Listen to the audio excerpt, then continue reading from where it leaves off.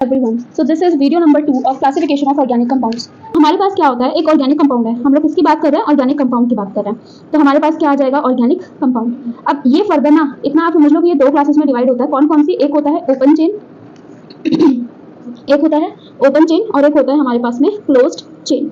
ठीक, open chain and close chain. अब हमारे पास क्या है कि जितने भी हम अभी तक कंपाउंड्स पढ़ते हैं उनके सिर्फ दो ही क्लासिफिकेशन हम लोग पढ़ते हैं। कौन कौन से, एक पढ़ता है ओपन चेन और एक पढ़ता है हम क्लोज्ड चेन। ठीक है, ओपन चेन को हम क्या बोलते हैं, एलिसाइक्लिक भी बोलते हैं, एलिसाइक्लिक भी बोलते हैं। अब क्लोज्ड चेन क्या हो गई, मतलब अगर हमारे पास कार्बन कार्बन का है तो ये हमारे पास क्या है, क्लोज चेन है। ठीक है, तो इसको हम क्या बोल रहे हैं, साइक्लिक बोल रहे हैं, राइट। तो दिस इज साइक्लिक।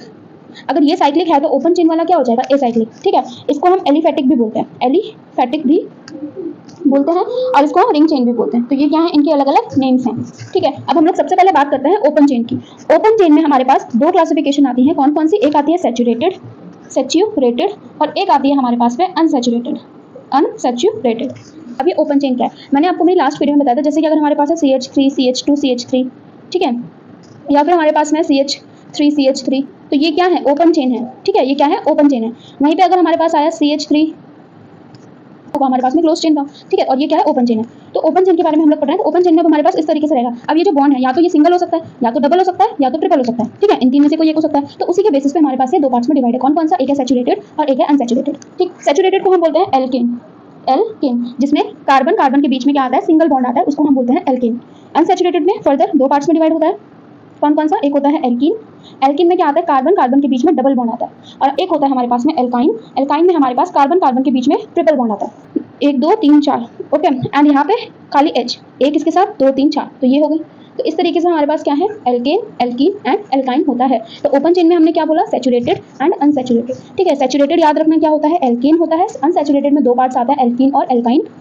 एल्कीन में होता है कार्बन कार्बन में सिंगल बॉन्ड, एल्कीन में होता है कार्बन कार्बन के बीच में डबल बॉन्ड, एंड एल्काइन में होता है ट्रिपल बॉन्ड। ठीक, अब मैं आपको कुछ एग्जांपल्स बताती हूँ इनमें हाइब्रिडाइजेशन। ठीक है, अगर आपको दिखे, अगर कोई भी आपसे हाइब्रिडाइजेशन पूछ रहे हैं, मोस्ट ऑफ द क्वेश्चंस आते हैं टेस्ट सीरीज वगैरह में भी कि पर्टिकुलर कंपाउंड्स के हर एक कार्बन की हाइब्रिडाइजेशन बताओ। तो अब आप याद रखना, अगर दो कार्बन है और कार्बन के साथ सिंगल बॉन्ड है तो वो क्या होगा, sp3 होगा।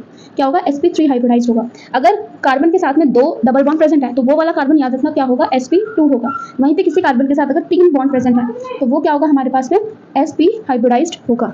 ठीक है, अब मैं आपको एग्जांपल दिखाती हूँ। जैसे कि है, इसको हम बोलते हैं आइसोब्यूटेन। देखो 1 2 3 4 चार कार्बन वाले को बोलते हैं ब्यूटेन। और जो हम लोग फर्दर आने वाले वीडियो में नेक्स्ट वीडियो में जो है पढ़ने वाले हैं। ठीक है, कि किस तरीके से डिवीजन होता है। तो इसमें हमें क्या याद रखना है, sp3 हाइब्रिडाइज्ड होता है एंड यहाँ पे क्या होता है, sp2 हाइब्रिडाइज्ड होता है। ठीक है, जैसे कि अगर हमारे पास है CH3 CH double bond CH and CH3, इस कार्बन के साथ क्या है, सिंगल बॉन्ड है, तो ये क्या हो जाएगा, sp3।